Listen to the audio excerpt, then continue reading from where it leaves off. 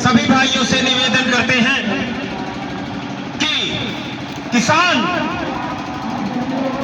अगर सारे विश्व में, सारे इंडिया में, सारे भारत में अगर आंदोलन कर दे, अगर अन्न न उपजाए तो क्या ये लोग नोट खाएंगे? अगर अन्न न उपजाए किसान तो ये नोट तो खाएगा नहीं कोई। गेहूं की रोटी ही खाएगा, मक्के की रोटी ही खाएगा। बताइए, हम सब किसान लोगों का, पूरे भारत का पेट भरते हैं, हमारी ये हालत है। ये बहुत गलत बात है। अगर हम लोग सब लोग आंदोलन कर दें तो ये सब पूरा भारत भूख मर जाएगा। मर जाएगा कि नहीं मर जाएगा? लेकिन हम लोगों में एकता नहीं है, फूट है। 50 से किसान संगठन है, कोई अपनी नेतागिरी चमका रहा है, कोई अपना नेतागिरी चमका रहा है? अरे यहाँ पे तो हजारों लोगों की भीड़ होना चाहिए, लेकिन हम लोग संगठित नहीं।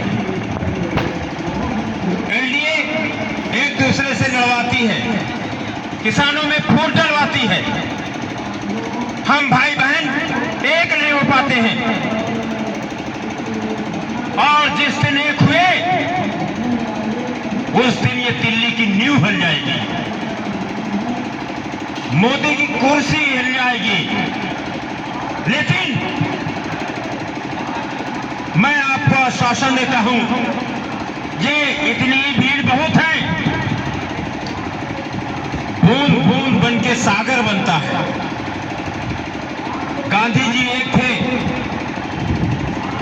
अकेले थे, केवल लाठी थी उनके पास, और हजारों लोग उनके पीछे चल गए और उन्होंने देश को आजाद कर दिया।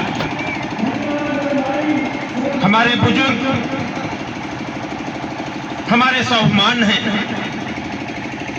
हमारे बुजुर्ग हमारी नींव है। मानना पड़ेगा तुमको भी। तो हम ये लड़ाई लड़ते रहेंगे।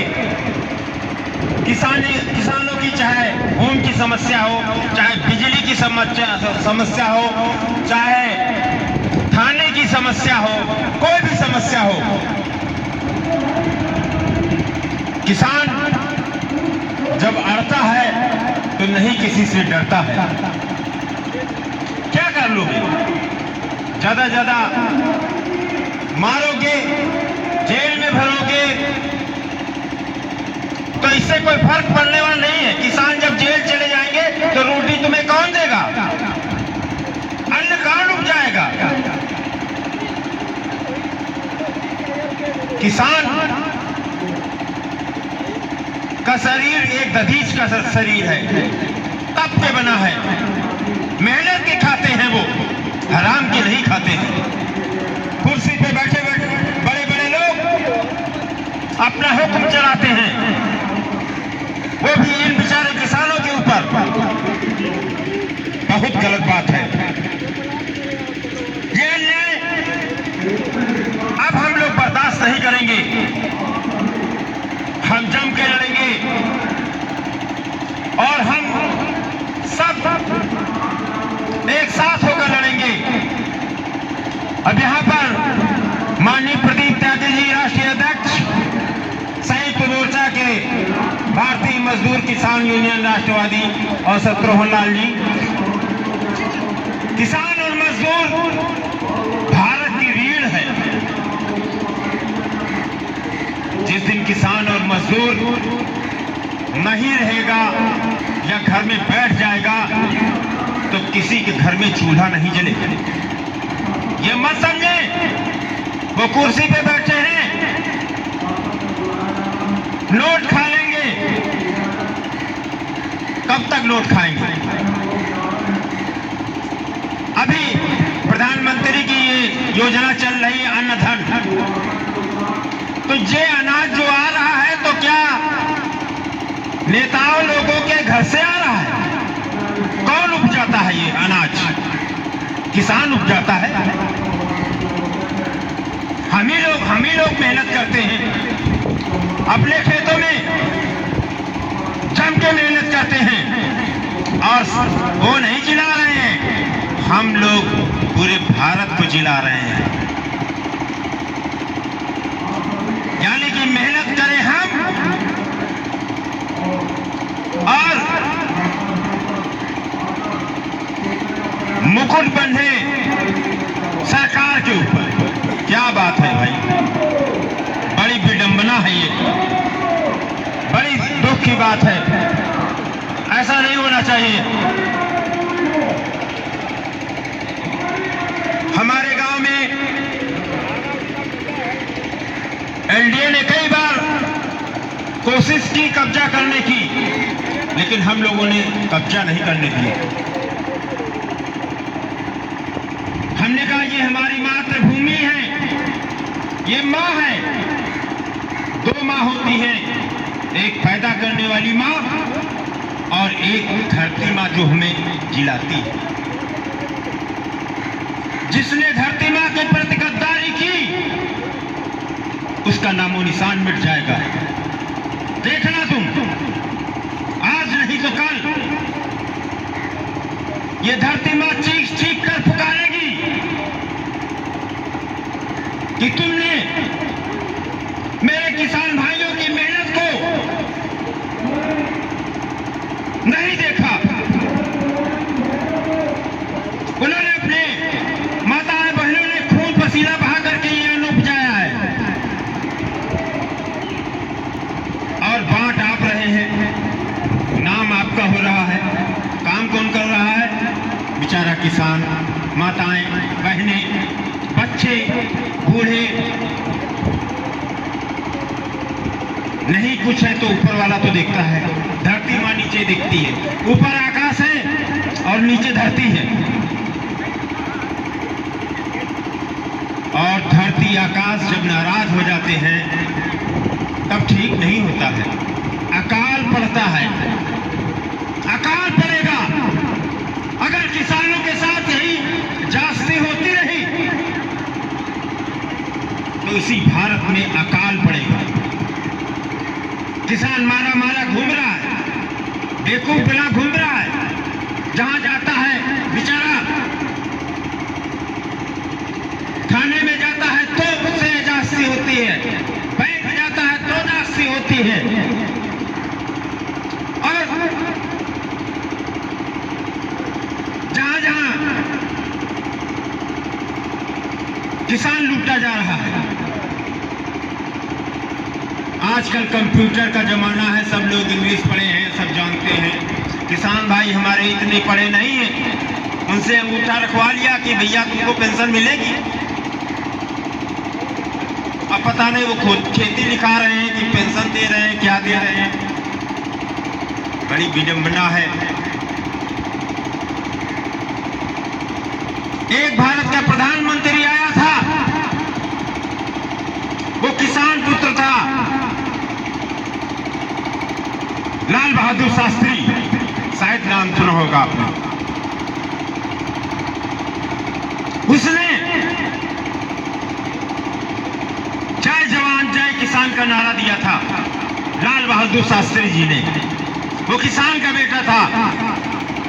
उसके जमाने में किसानों की काफी सुनी गई, लेकिन आजकल तो ये सब सरकारें आती हैं, बड़े घरों से आती हैं, बड़े घरों से लोग आते हैं। किसानों की वेदना को कौन समझ सकता है?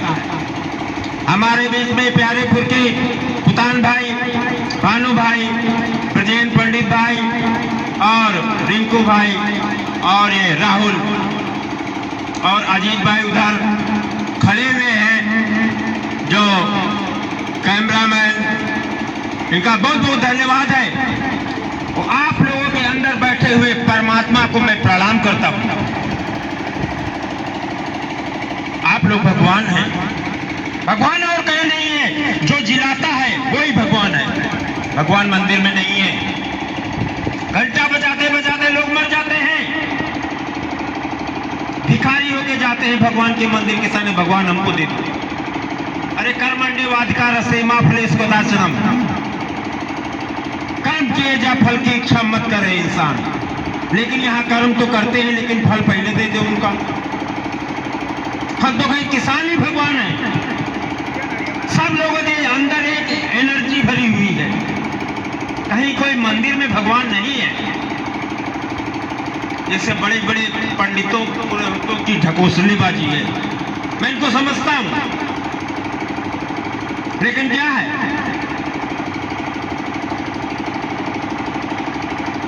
सीमा पर सैनिक मर रहा है, कोई बड़े नेता का बेटा अगर मरता, किसानों का बेटा वहां मर रहा है, और यहां किसान भूखों मर रहा है, वही अन्न उपजाता है तो वही भूखों मर रहा है, दर दर भटक रहा है। ये कहां का न्याय है? कब तक किसान सहते रहेंगे? बच्चा बच्चा जागेगा। हिंदुस्तान का इतिहास किसानों से लिखा जाएगा। पर बहुत विडंबना है ये, अब हम लोग रुकने वाले नहीं हैं। इस जिल्लत से, इस बेइज्जती से अगर हम भूखे मर जाए तो मर जाए, घास की रोटी खा लेंगे लेकिन स्वाधीनता नहीं स्वीकार करेंगे, किसी की चमचागिरी नहीं करेंगे।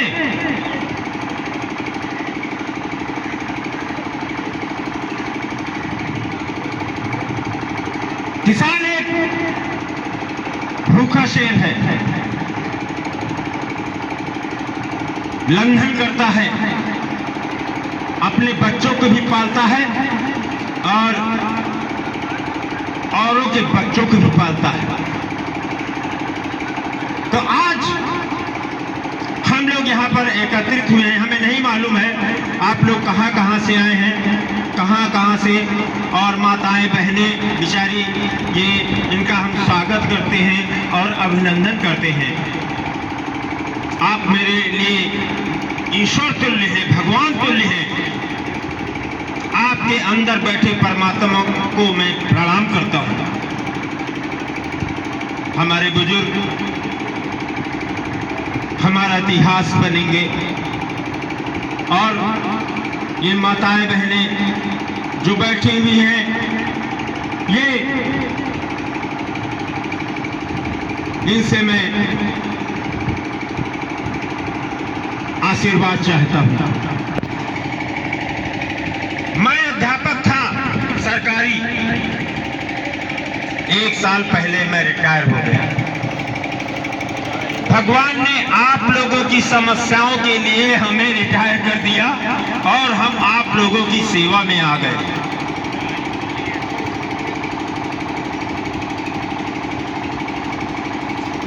जात का मैं पंडित हूं, लेकिन फिर भी मैं ढकोसला समझता हूं। हर किसान को भगवान समझता हूं, हर इंसान को भगवान समझता हूं।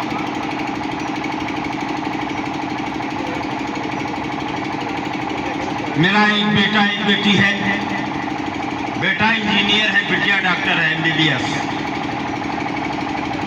मैंने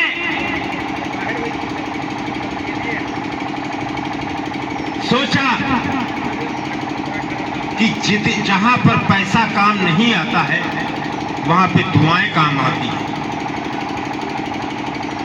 जब विज्ञान फेल हो जाता है तब लोग भगवान को सिद्ध करते हैं। अब हमें आप लोगों की दुआओं की जरूरत है। पैसा तो बहुत कमाया गया, बहुत वो हुआ, आप लोगों का आशीर्वाद रहा, सब फल फूल रहे हैं, लेकिन मेरा दिल चाहता है कि कुछ अगर मैं आपके लिए कर सकूं तो ये शेष जीवन बहुत बहुत मेरा धन्यवाद।